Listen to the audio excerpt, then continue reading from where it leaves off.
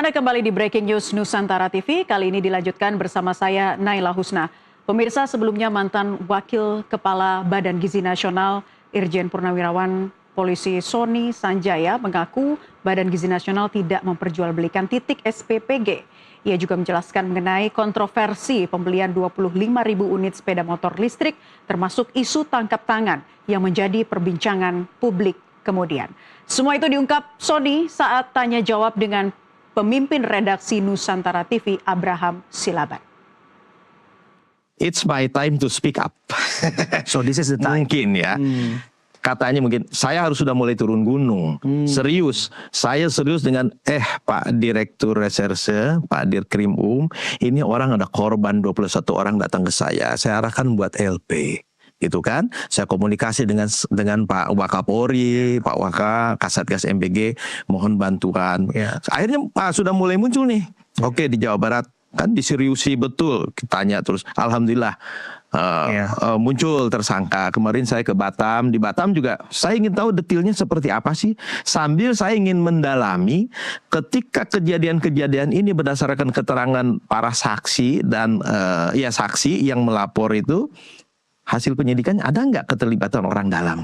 Orang dalamnya siapa? Gitu kan?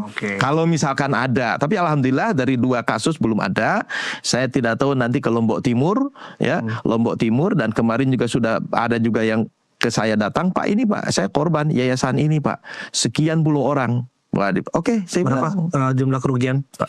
Yang terbaru ini belum. Nanti mungkin mereka akan melapor. Jadi ini sudah mulai keseriusan saya bahwa BGN tidak menjual, tidak memberikan tarif kepada setiap proses verifikasi atau pengajuan titik SPPG. Jadi tidak ada biayanya. Oleh karena itu 100% bohong apabila ada orang yang menawarkan ini sekian. Begitu saya dapat indikator bahwa ada satu ID SPPG, ada bukti pendukung, ada saksi mengatakan bahwa ini adalah hasil membeli, drop. Apakah dia sudah membangun? Terserah, yang jelas drop. Karena itu sudah jelas pasti mencoreng nama BGN. Nah itu dia kan yang mencuatkan, bahkan sampai ke telinga saya juga, mungkin awam juga sudah mulai mendengarnya. 200 juta per titik. Ya, saya sudah mendengar itu. Dan mengapa saya berani datang kemana-mana, ingin melihat siapa sebetulnya pelakunya, gitu kan. Pak, bicara soal motor listrik Pak, itu salah satu juga yang menjadi perbincangan publik, pengadaan fasilitas pendukung yang ada di sana. Itu gimana sih Pak? Sampai pada akhirnya dirasa perlu untuk mengadakan, kalau saya nggak salah itu ada 25.000 unit ya Pak ya? Anggaran sampai hampir 1 triliun Pak. Apa ini memang dirasa perlu Pak? Apa ini sudah melalui proses riset, proses uji saintifik, sehingga pada akhirnya diperlukanlah sepeda motor listrik untuk mendukung pelayanan dapur gizi? Jadi motor listrik itu kan anggarannya tahun 2025 ya.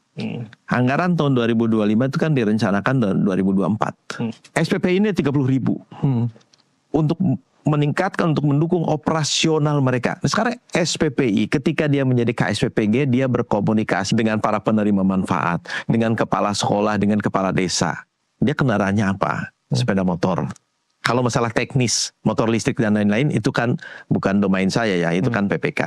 Tapi yang jelas dibutuhkan sepeda motor. Kemudian terjadi dugaan tindak pidana dalam proses pengadaan motor listrik itu, silakan dicermati sama-sama. BGN tidak tertutup. Silakan dicermati, apabila ada mens rea tindak pidana, silakan diproses.